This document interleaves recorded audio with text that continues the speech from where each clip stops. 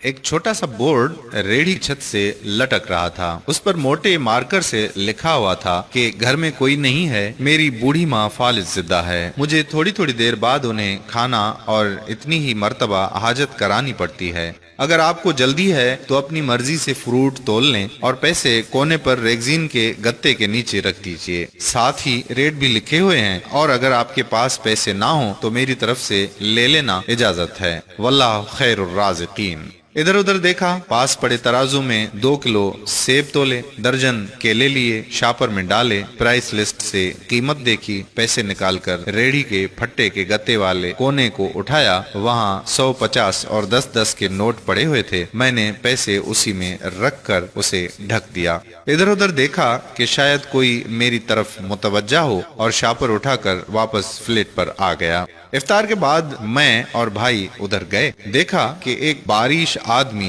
दाढ़ी आधी काली आधी सफेद, रेहड़ी को धक्का लगाकर बस जाने ही वाला था। वो हमें देखकर मुस्कुराया और बोला, साहिब फल तो खत्म हो गया। नाम पूछा तो बोला खादिम हुसैन। फिर हम सामने ढाबे पे बैठे थे, चाय आई। कहने लगा कि पिछले 3 साल से अम्मा बिस्तर पर है, कुछ नफसियाती सी भी हो गई है और अब तो फालिज भी हो गया है। मेरा कोई बाल बच्चा नहीं है, बीवी मर गई है, सिर्फ मैं हूँ और मेरी अम्मा की देखभाल करने वाला कोई नहीं, इसलिए मुझे हर वक्त अम्मा का ख्याल रखना पड़ता है। एक दिन मैंने अम्मा के पाँव दबाते हुए बड़ी नरमी से कहा कि अम्मा, तेरी तीमारदारी को तो बड़ा जी करता है, पर जेब में कुछ नहीं और तू मुझे कमरे से हिलने देती नहीं। कहती है तू जाता है तो जी घबराता है। तू ही बता मैं क्या करूं? अब क्या गैब से खाना उतरेगा? ना मैं बनी इसराइल का जना हूँ, ना तू मूसा की माँ है, क्या करूं? ये सुनकर अम्मा ने हांफते कांपते उठने की कोशिश की। मैंने तकिया ऊंचा करके उसको बिठाया, टेक लगवाई। उन्होंने झुर्रियों वाला चेहरा उठाकर अपने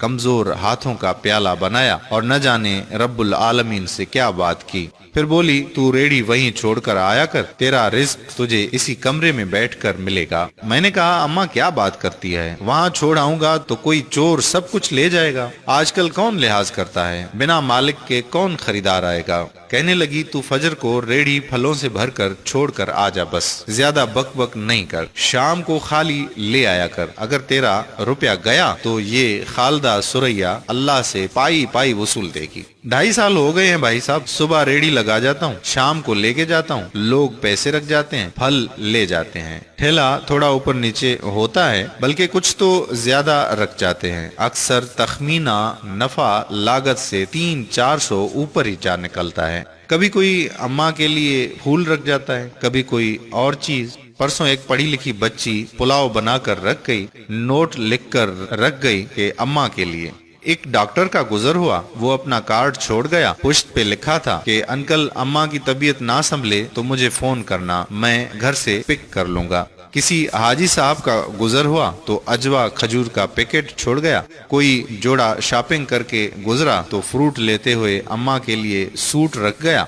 रोजाना ऐसा कुछ ना कुछ मेरे रिज्क के साथ मौजूद होता है। ना अम्मा हिलने देती है, ना अल्लाह रुकने देता है। अम्मा तो कहती है कि तेरा फल बेचने के लिए अल्लाह खुद नीचे उतर आता है और बेच बाच जाता है। भाई, वो सोना रब एक तो रज़ाक है और ऊपर से रिटेलर भी है। अल्लाह अल्लाह। आखिर में मुझे अपने बच्चों से कहना है कि अगर आप फारिग हों और अपने वालिदैन को काम करते देखें तो फौरन उठकर उनकी मदद करें और उन्हें कहें कि अम्मी जान, अब्बा जान, लाइए मैं आपकी मदद करता हूँ। फिर देखें दुनिया और आखिरत की कामयाबियां कैसे तुम्हारे कदम चूमती हैं, इंशाअल्लाह। अगर आपको ये वीडियो पसंद आई तो इसको शेयर कर दीजिए, शायद किसी का भला हो जाए।